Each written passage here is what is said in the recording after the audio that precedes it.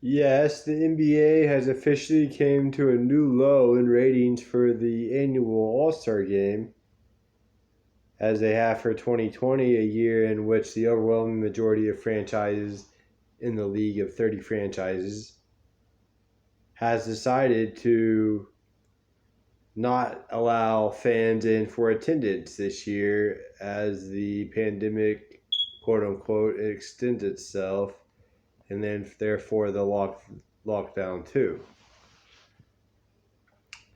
It's not an interesting decision, but by 2022 for sure there will be fans in the stands. But what goes into, or probably the beginning of next season, but what goes into this exact decision to not bring fans into the stands? Is it a case of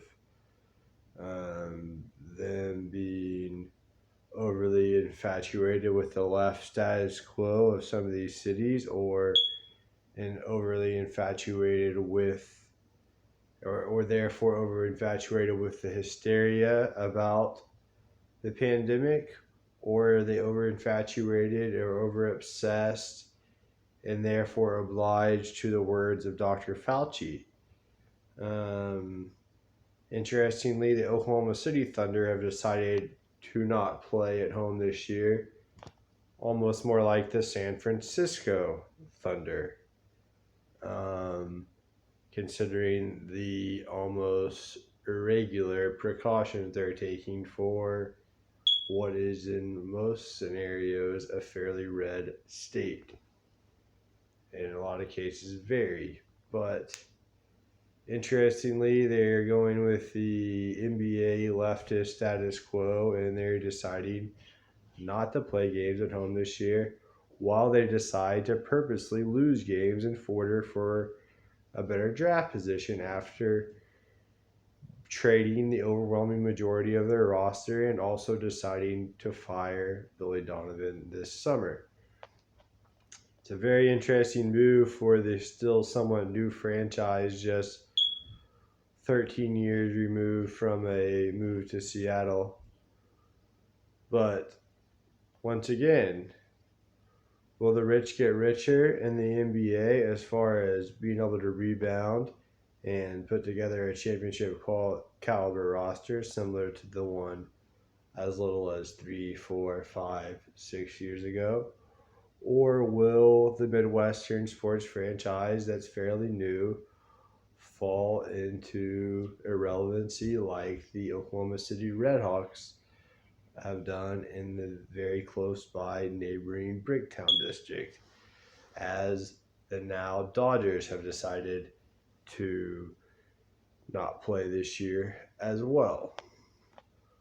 Will that continue to make the area struggle and therefore be less progressive in the business sense of totality of transactions and what takes place within those quarters there?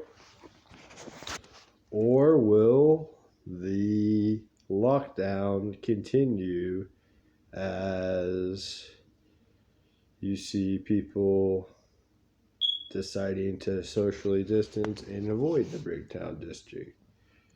As you've seen, many businesses close, including the longtime Sonic restaurant at the Sonic corporate headquarters, which I found the most surprising of the um, closings, right next to, of course, Earl's Rib Palace and the Hiltons and Holiday Inns and AC Motels, among other things there by IHOP and Flaming Lips and Kings of Leon Avenue, that eventually wraps around to Russell Perry Avenue that goes to 4th and so on.